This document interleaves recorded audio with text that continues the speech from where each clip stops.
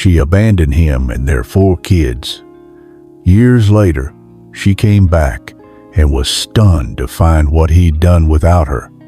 Stay tuned. You won't believe what she found. And tell us in comments where you are watching from. Marcus Allen had always believed in family. He wasn't perfect, but he tried. And for years, he thought that was enough, until the morning he woke up and Rachel was gone. No warning, no argument the night before. Just a folded piece of paper on the kitchen counter with 7 haunting words. "I'm sorry. I can't do this anymore." She didn't just leave him, she left them. 4 children, Emma, Elle, and the 2 youngest. Still too small to understand what the word abandoned meant. One was still in diapers. The other had just started kindergarten. The sound of silence in the house that day was deafening. The children asked questions he couldn't answer. "Where's Mommy? Did we do something wrong?" He didn't know how to respond, so he lied. He told them she needed time, that she loved them, that she'd be back. But days turned into weeks. Weeks turned into months. And Rachel never returned. What followed was chaos. Marcus had to quit one of his 2 jobs because childcare alone cost more than his paycheck. He barely slept. He burned dinners. He forgot permission slips. And yet, somehow, they survived. Each day began early, when the rest of the world was still quiet. He'd pour himself a cup of coffee in the same chipped mug Rachel used to love.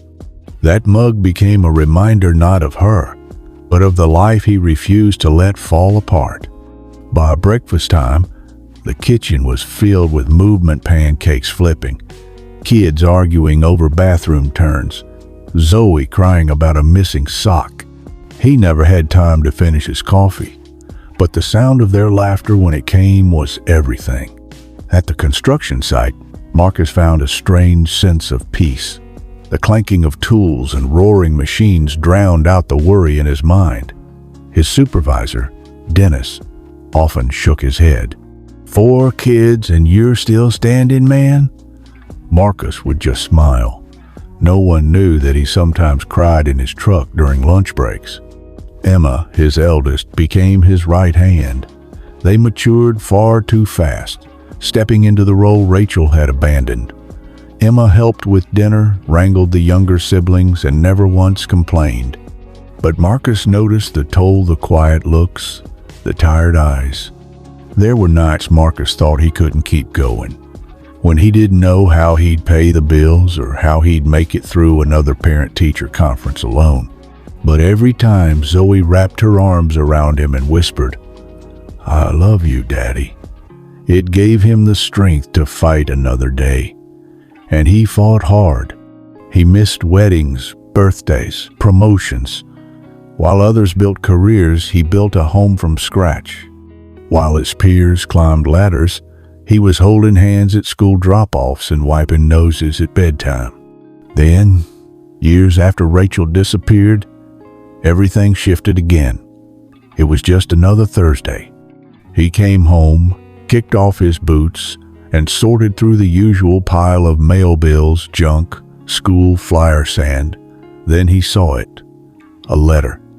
No return address, but the handwriting was unmistakable. Rachel. His heart stopped. His breath caught in his throat. So many birthdays, so many Christmases, so many first days of school, all without her. And now here she was, reaching out. He didn't open the letter. Not yet. He stared at it as his children filled the kitchen behind him, laughing, yelling, bickering over who got the last slice of pizza. The life he had built without her suddenly felt like it was being challenged. The letter stayed sealed for days. Marcus kept it in his jacket pocket, close enough to feel, but far enough to ignore. At work, he felt it pressing against his chest every time he bent down to lift a beam or reach for a tool. He'd think about opening it, then shake the thought away. He wasn't ready. Then came another surprise. Late Friday afternoon, Dennis called him into the side office. "Marcus, close the door," he said with a grin. "I've got news." Marcus stepped inside, wiping dust from his hands. "We've been watching you for a long time," Dennis began. "Your consistent, reliable, quiet strength. We want to offer you the lead foreman position." Marcus blinked. The promotion, more money, a salary that could finally put Emma through college, cover braces for Elle, maybe even replace their rusted-out van. It was the kind of offer he dreamed about on nights when the power almost got cut off. But Dennis wasn't finished. "It'll mean longer hours, some Saturdays, a few overnights, more meetings, more responsibility." Marcus nodded slowly.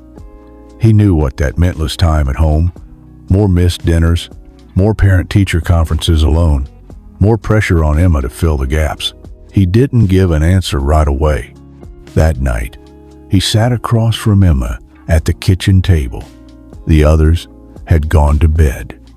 Zoe's favorite stuffed bear lay forgotten on the couch. The kids finally quiet. "I was offered a promotion today," Marcus said, watching Emma's face. Their eyes widened. "That's amazing, right?" "It is," Marcus replied. "But it also means I'll be around less." Emma paused, then offered a small smile. "We'll make it work, Dad.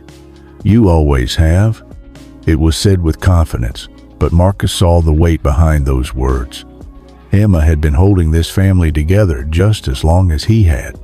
Later that night, alone in his room, Marcus finally opened the letter. It began like a confession. Rachel said she'd made mistakes, that she was overwhelmed back then, that walking out wasn't planned. It was an act of panic. She talked about therapy, about faith, about rebuilding her life, and then came the real message. "I want to see the kids. I've changed. I want to be part of their lives again. If you can forgive me, I hope they can too." Marcus stared at the page, his fingers curled around the edges. Forgiveness for the birthday she missed, for the night terrors Zoe used to have, for the tears Emma never let anyone see, for the shame Elle carried when her classmates asked why her mom never came to school events. She wanted a second chance, but she'd never even asked what her absence had cost them. Marcus folded the letter and set it on the table. He couldn't decide anything. Not yet. His kids had a right to know. And more than that, they had a right to choose.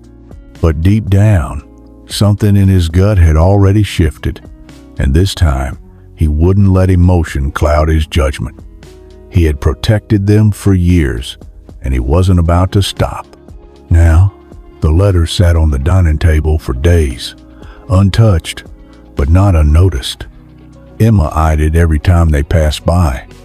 Elle once asked if it was important. Marcus said yes, but not yet. He needed the right moment, not when the dishwasher was broken, not when Mia had the flu, not when he was too tired to speak clearly. Finally, on Sunday evening, he made the call. Dinner was quiet. Layla drew shapes in her mashed potatoes. Elle talked about a class project. The two youngest giggled over a spilled cup of juice. Marcus didn't say much. When the plates were cleared, he stayed seated. "Kids," he began, voice steady, "there's something I need to share with you." Emma tensed immediately. He picked up the letter and held it up. "This came in the mail last week. It's from your mother." Silence. Not a breath. Not a blink. "She says she wants to see you. Says she's changed. Says she's sorry." He didn't sugarcoat it. He read the letter aloud, word for word. His voice didn't shake, but his hands did. When he finished, he looked up. Emma's face had gone pale. Their jaw clenched. "Why now?" they asked flatly. "Why not years ago, when we needed her?" Elle stared at the table, eyebrows furrowed. "Is she really coming back?" The youngest two didn't say anything. Zoe curled into her chair like she was trying to disappear. Marcus nodded slowly. She reached out, but nothing's decided. I wanted you to hear it first, because this affects all of us. We're not a hotel she can just check back into, Emma said. The words were sharp, and no one dared respond. Later that night, Marcus found Emma in the hallway, staring at a photo on the wall, a picture from years ago. All 5 of them in matching holiday pajamas. She wasn't there, Emma said quietly. I know, Marcus replied. I don't remember the sound of her voice anymore. Marcus didn't know what to say, so he stood beside them in silence. The next few days, everything felt off. Zoe cried at school and couldn't explain why. Elle kept asking questions Marcus didn't know how to answer. Even the 2 youngest, usually so full of laughter, were quieter than usual. The weight of Rachel's letter had spread through the house like a storm cloud, quiet, looming, heavy. Then one night, as Marcus was tucking in Zoe, she whispered, "Does Mommy still love us?" His heart broke. "I think she does," he answered. "But love isn't always enough." Zoe blinked up at him. "Are you going to let her come back?" "I don't know," he said, "but I promise I won't do anything without you." And he meant it, because after holding this family together, Marcus wasn't about to let the past tear them apart. The house felt heavier with each passing day. Emma had gone quiet. Elle was restless. Zoe, who hadn't had nightmares in years, now crept into Marcus's bed at night without saying a word. Even the air between them felt uncertain. At the construction site, Marcus tried to keep his focus, but dropped tools, misread measurements, and stared too long into empty space. Dennis noticed. "You all right?" he asked, pulling Marcus aside. After a pause, Marcus finally shared it. Their mom reached out after all this time, says she wants to come back. Dennis raised a brow. "What does she want?" "That's what I'm trying to figure out." Dennis didn't push, just offered one quiet piece of advice. Dennis didn't push, just offered one quiet piece of advice. Whatever you do, protect your peace. That night, Marcus sat alone at the kitchen table, staring at Rachel's letter again. The words hadn't changed, but the feeling they left behind it had only grown heavier. He called a lawyer the next morning. After hearing everything Rachel's disappearance, the letter, the emotional toll, the lawyer gave it straight. "You've had sole custody for a long time. She has no rights unless a court gives them back. But if she pushes, you'll need to be ready." It was all Marcus needed to hear. Back home, Emma was already one step ahead. "I found her," they said, sliding a phone across the table. Marcus leaned in. There she was, Rachel on social media, smiling in pictures with strangers, but her captions told a different story. "Financial help, please, for second chances." A GoFundMe link titled, "Starting over after setbacks." "She's not coming back for us," Emma said quietly. "She's coming back because she's sinking." Marcus stared at the screen, jaw tight. This wasn't about redemption. It was about survival. The next day, he hired a private investigator. "I want the truth," he told him. "No speculation, no gaps, just facts." The investigator nodded. "You'll have it." At home, Ella approached him that evening. "Dad, if she wants to take us, can she?" "No," Marcus said without hesitation. "But what if she tries?" Marcus crouched down, looking him in the eye. "She left. I didn't. And I won't let anyone undo what we've built." He meant it. Later that night, he watched all 4 of them sleeping. Emma, still sitting up with a textbook, Ella tangled in sheets, Zoe clutching her stuffed bear. He had kept this family together through everything. And now that Rachel wanted back in, he'd do whatever it took to keep them safe. The call came on a Thursday afternoon. Marcus didn't recognize the number, but something told him to answer. The moment he picked up, a familiar voice, soft, uncertain, said his name. "Marcus, it's me." His grip on the phone tightened. "Rachel."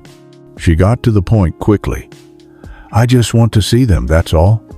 One meeting, please." There was no apology this time, just desperation. Marcus didn't respond right away. He let her words hang in the silence. Then, finally he spoke. "If they don't want to see you, it ends there. No pressure, no surprises." She hesitated. "Okay." He picked a location himself.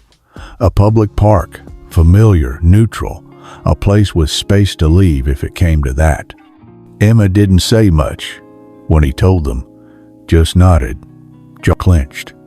Elle asked a question everyone was afraid to voice. "Do we have to go?" "You don't," Marcus said.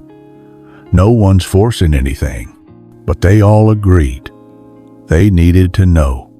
On the day of the meeting, the weather matched the mood-gray skies, not quite raining, but cold enough to feel uncomfortable.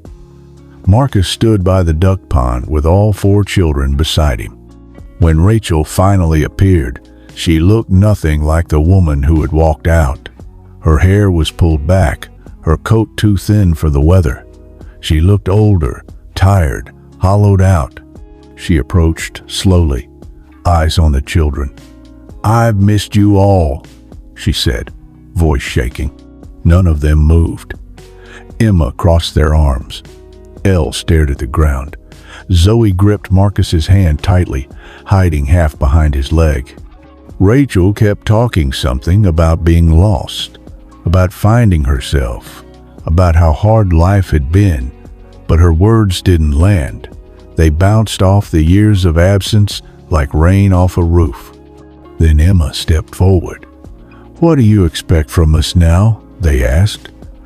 It wasn't hostile, it was honest, and Rachel had no answer. The meeting didn't last much longer. There were no hugs, no tears, just a heavy silence broken only by the sound of ducks in the pond.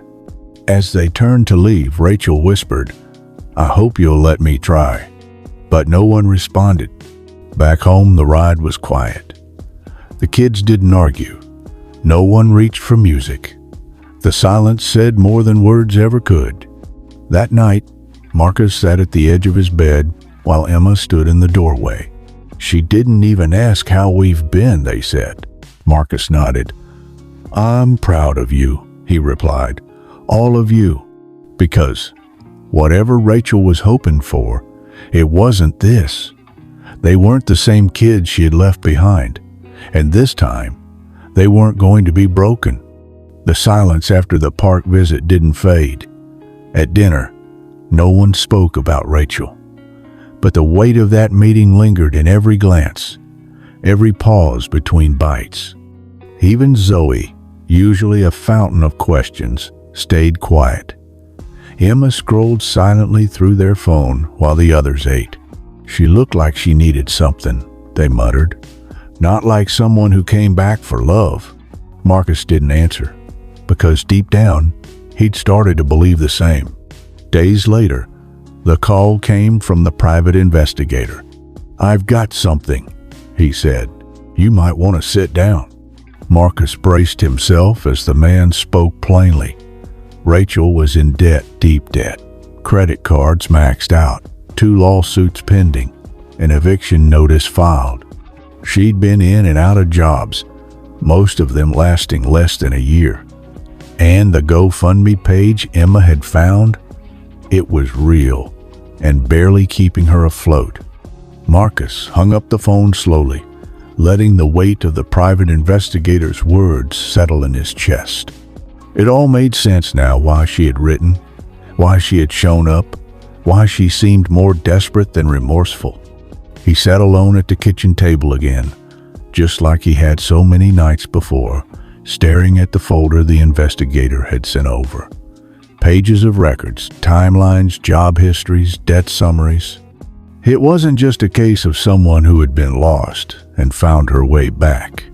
This was someone drowning, grabbing at anything to stay afloat. He wasn't angry. Not anymore. Just tired. Tired of being the one who always had to be strong, who always had to clean up after someone else's choices. When the kids woke up the next morning, he made pancakes, real ones, not from a mix. He played music in the kitchen. Zoe danced barefoot on the tiles, and even Emma cracked a smile. It was as if they were all holding on to the simplicity of the moment, knowing something had changed but not yet sure what it meant. After breakfast, Marcus called a family meeting. No one rolled their eyes. No one groaned. They knew this wasn't just about chores or homework. He sat down, placed the folder on the coffee table, and looked each of them in the eye. "I had someone check on your mom," he began, not to hurt her, just to understand. He explained what the investigator had found truthfully, gently. "She's struggling. She didn't come back because she missed us. She came back because she needs something. And I needed you all to know that." No one interrupted. Even the younger kids were quiet, listening carefully. Then Marcus said something he hadn't planned to say, something that came from the core of his being. "You are not broken. You were never missing anything. You don't need anyone else to feel whole, because we already made this family strong. We did that together." Zoe crawled into his lap. Elle leaned against his shoulder. Emma looked at him, eyes glassy but fierce. "So what happens now?" Emma asked. "We move on," Marcus said simply, "with boundaries. If she really wants to be in your lives, she'll have to show up consistently and for the right reasons. And even then, we decide what that looks like, not her." It was a turning point, not just in the conversation, but in their lives. For the first time since Rachel had returned, there was clarity. Weeks passed.